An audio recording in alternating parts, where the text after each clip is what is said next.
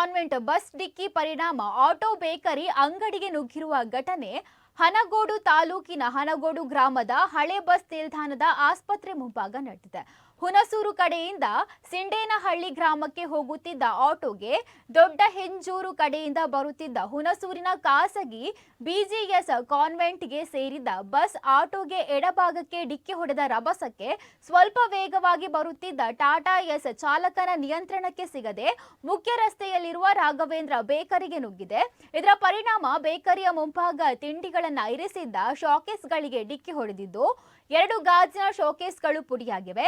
ಜೊತೆಗೆ ಅದರೊಳಗಿರಿಸಿದ ಅಪಾರ ಪ್ರಮಾಣದ ಕೇಕ್, ಪೇಸ್ಟ್ರಿ, ಬ್ರೆಡ್ ಹಾಗೂ ಇನ್ನಿತರ ತಿಂಡಿ ತಿನಿಸುಗಳು ಚೆಲ್ಲಾಪಿಲ್ಲಿಯಾಗಿವೆ.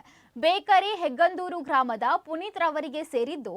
ಆಟೋ ಚಾಲಕ ಮೂಡಲಕೊಪ್ಪಳು ಗ್ರಾಮದವರಾಗಿದ್ದಾರೆ. ಸದ್ಯ ಈ ಘಟನೆಯಿಂದ ಪ್ರಾಣಹಾನಿ ಯಾವುದೂ ಸಂಭವಿಸಿಲ್ಲ. ಇನ್ನು ಈ ಘಟನೆಗೆ ಇಬ್ಬರು ಚಾಲಕರ ವೇಗವೇ ಕಾರಣ ಎಂದು ಸಾರ್ವಜನಿಕರು ತಿಳಿಸಿದ್ದಾರೆ. ಅಂಗಡಿ ಓಪನ್ ಮಾಡ್ತೀವಿ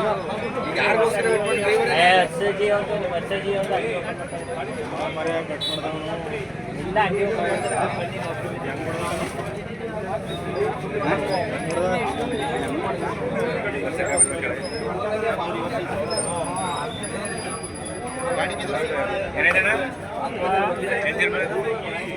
ಬರಬೇಕು.